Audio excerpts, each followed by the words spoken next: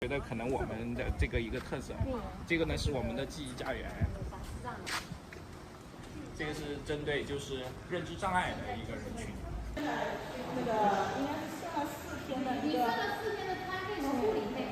对。但是现在你不是那个4天没有进医保吗？对。是的。然后像我们现在这个1楼呢是针对盲人的，然后2楼呢我们是针对是肢体残疾，3楼是针对的是这个聋哑，4楼是针对智力障碍。那么现在目前我们只开放了4楼，因为其实我们发现社会上针对这一类人群，它其实需求量还是挺多的。这边就是我们的这个福利院的记忆家园，它其实是其实针对认知障碍的一个人群。那我们这边其实走到这边，其实我们可以发现啊，就是我们这个整个这一圈其实是2个回字形，就是我们可以看到这中间是一个庭院，然后这个所有的房间布局是一个回字形的，这边也是一个回字形。那为什么我们去这么做呢？其实这个认知障碍的很多老年人，他其实是很多的定向是损失的他是缺失的，那么他不能有断头路的，所以他一直是可以往前走的，所以一直可以绕圈，一直是走得通的所以这个是我们的一个当时建这个房子的时候是一个特色，一直给它圈在里面。因为认知障碍它其实很容易走丢，所以但是呢，我们又希望它可以在这边就是也能呼吸外面的新鲜空气。那么我们做了这样的一个庭院，那这个庭院呢，其实他们在休息的时候，他就可以出去。那么像我们这边也一起大家种蔬菜这个其实也是俗称的农疗就是认知障碍的一些训练的时候，它是一个农疗它其实它包含的东西会比较全。那么一个特色就是我们的这个记忆家园，另一个特色就是我们的残疾人。那么就像我们的残疾人，其实专门开发了一栋楼，就是针对重度残疾人的。那么这个重度残疾人，它其实是我们全上海唯一的一个这个项目。那么全上海其实有地区的很多的地区的区民政这边都有到我们这边来做。就是说，我可以这样理解吧？就唯一的，就是相对来说是比较集中的一个地方。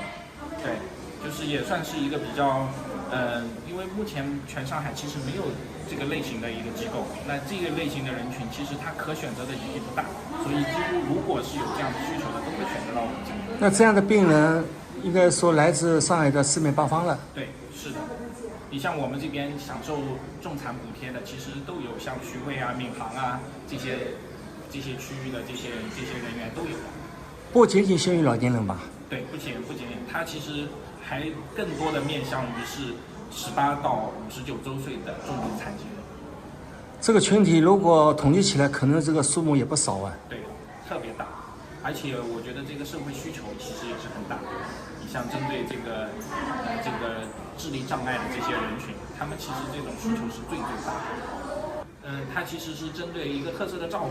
那么我们这边由于我们这边有另外的250床是医疗床位，那么我们相当于是一个社区1级医院，那么我们是属于它的这个150床的配套设施，它可以在不出院门的情况下享受到它的医疗服务。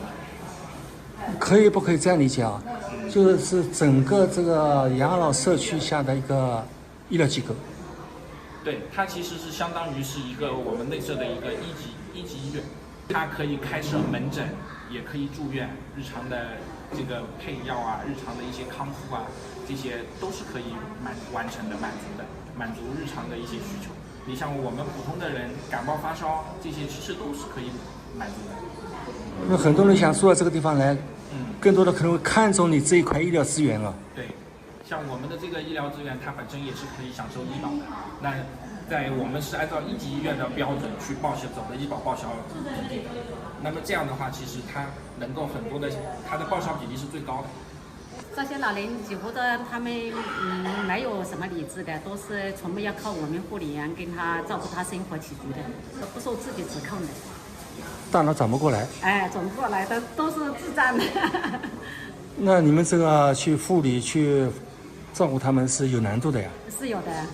比如说，他们上厕所，我们隔多长时间要叫他们带他们上厕所？吃饭时间到了，要他们一个个排到他们吃饭。他们有的自己不会吃，还要问。你问一下，他们什么都不知道。院长怎么称呼你啊？我姓徐，双人徐。我兜了一圈的，什么姓都不知道，就不好意思了。那么你们这个费用贵不啦？我们这边其实是一个普惠型的一个养老机构，那我们平均的大部分的收费都集中在3000到5000这个之间，费用都其实是不高的。就是说医疗费是另外算，医疗费是另外，可以拿卡的。医疗费它就完全是走医保的嘛，吃住然后加上护理全都在里面。这性价比可以啊。其实本身我们这边因为我们是青浦区的区级福利院，所以它这个地方本身也是政府补贴，受政府的这个一个民生工程吧，其实也是正常的针灸推拿。像周末的话，我们这个地方这个床不够用啊。那你们有外面的人过来的吗？没有吧？外面也有啊，我们有家属啊，老人的家属也会过来做的。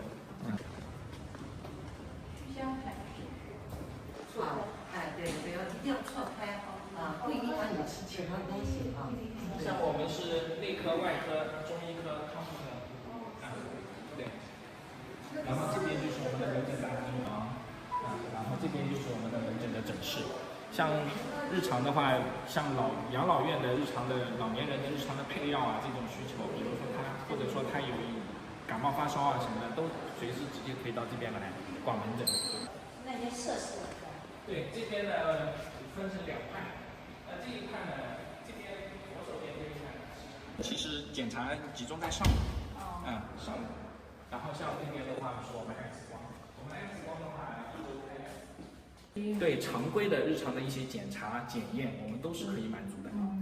你这个麻区不小哎，这么大的地方。对我们这个地方本身，它是一个相对来说是一个250床的一个配置的话，其实比普通的社区医院它都要大。因为医疗床位250床，其实像很多的这种大的医院，它也不会有250床这么大的规模。